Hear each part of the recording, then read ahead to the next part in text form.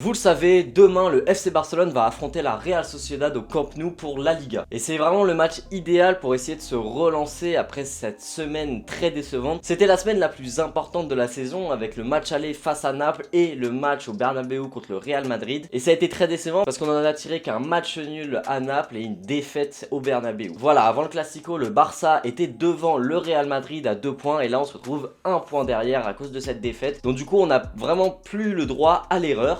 Gagner cette Liga en fin de saison. Donc demain le match face à la Real Sociedad, ça va être très chaud parce que la Real Sociedad est une équipe qui joue très bien et qui fait une très bonne saison. Ils sont quand même 6ème à seulement 1 point de l'Atlético, mais à l'extérieur c'est plus compliqué. Sur leur dernier match, ils perdent quasiment tous leurs matchs à l'extérieur, contre Leganés par exemple, contre le Betis Séville, pareil, une défaite 3-0 à l'extérieur, alors qu'à domicile, leur dernier match c'était face à Valladolid, ils gagnent 1-0, avant ça ils gagnent face à l'Athletic Bilbao 2-1, et le gros score qu'ils ont mis à Valence, 3-0, en se rappelant que Valence a battu il y a quelques temps de cela le Barça 2-0. Mais voilà, à l'extérieur, à la Real Sociedad, c'est quand même bien moins fort qu'à domicile, donc le Barça reste favori pour ce match. Le dernier match entre les deux équipes, c'était le 14 décembre, il y a eu 2 partout, un match très chaud où la Real Sociedad nous a bouffé, mais c'était Valverde, donc on oublie. La Real Sociedad, ils ont quand même des joueurs de qualité comme Odegaard qui réalise une saison incroyable, Oyarzabal, Willian José, Isaac, Merino. Ça va être compliqué, c'est une équipe qui marque à peu près 1,7 buts par match et qui en concède 1,2. J'espère que Frenkie de Jong va lui se relancer parce qu'il est pas du tout en confiance lui ces derniers temps, il arrive pas, il est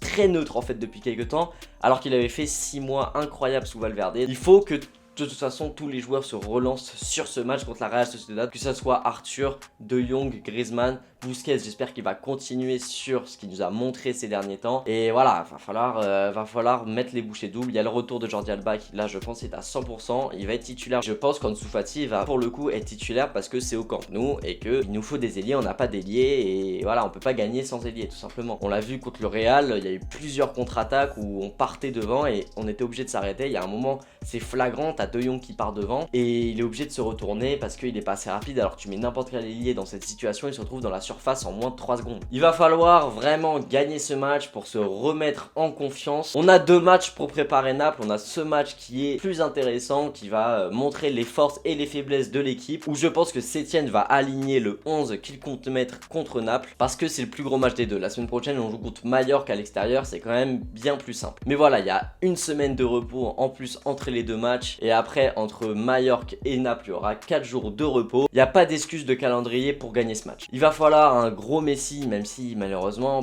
comme je l'ai dit dans ma dernière vidéo, il est blessé. Donc il faudrait limite qu'il joue pas Messi et qu'il joue contre Mallorca la semaine prochaine pour vraiment prendre du repos. Faut pas qu'il se force parce que s'il se force, il peut détruire sa fin de carrière en fait. Messi va être titulaire malheureusement, pour moi faudrait pas qu'il soit titulaire, mais on peut mettre qui d'autre? Sergi Roberto est blessé, on a vendu Carles Pérez.